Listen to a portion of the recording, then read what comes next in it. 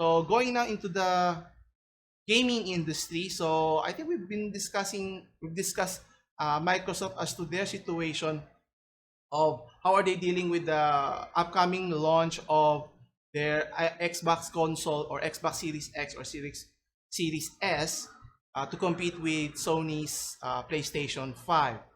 Now they made big news recently by acquiring big publishers, Bethesda for what do you call this? Bethesda for acquiring big titles such as Elder Scrolls series. You also have what's the other game? The Fallout series, yes, and there's Wolfenstein. There's also Doom, I think, is another. And they're making inroads so that makes a compelling case for gamers to purchase their platform over Sony's PlayStation console.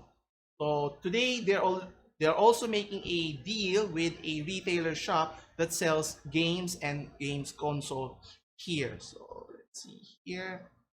So they're partnering up with Gamestop. So for those who are not familiar, it's an American retail store similar to Data Blitz here in our country. So let's see here.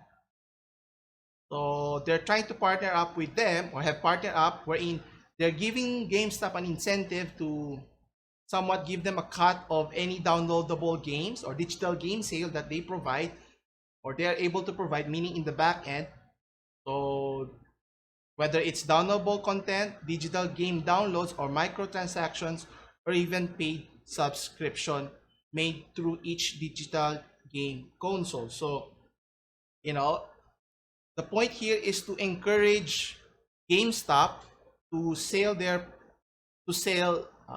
what they call this Microsoft Xbox Series X or S over PlayStation. Now, the question is, will it be enticing enough for GameStop to prefer to sell Xbox over Sony PlayStation here? Now, how big of a revenue will this generate?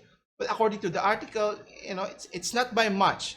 Even if it's a small percentage, should GameStop, technically, what do you call this? Disregard PlayStation altogether. Now take note, they only make a cut if if they only sell digital games or digital console.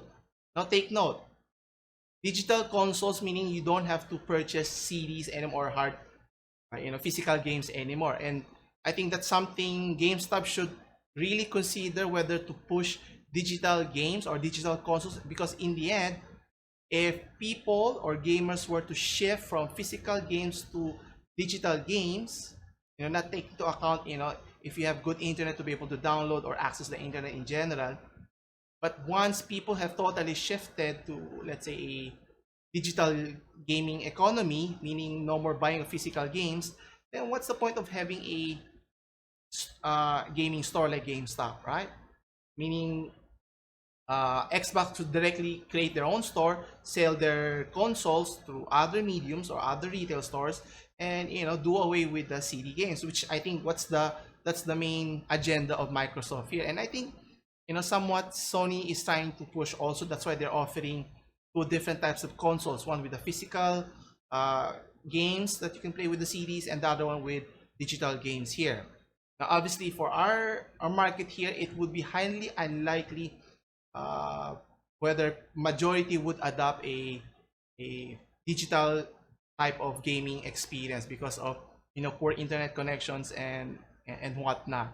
And people still like to when you buy a game where you want to sell it, you can still, it has a resale value, so it makes sense to have a physical copy of the game.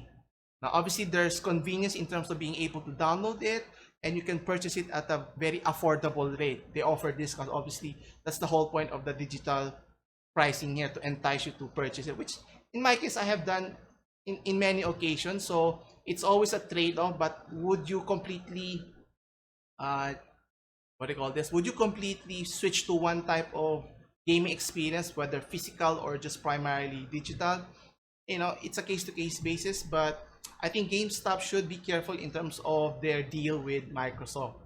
So obviously, Microsoft view GameStop as an important component of its gaming ecosystem. Obviously, because they're the ones who selling their consoles at the end of the day, and they're pleased to elevate their partnership. But if you're GameStop looking at this situation, if the revenue or cut that they're getting is not significant, I don't think it would matter anyway, right? But it's a good deal for Microsoft, so we'll see how it goes.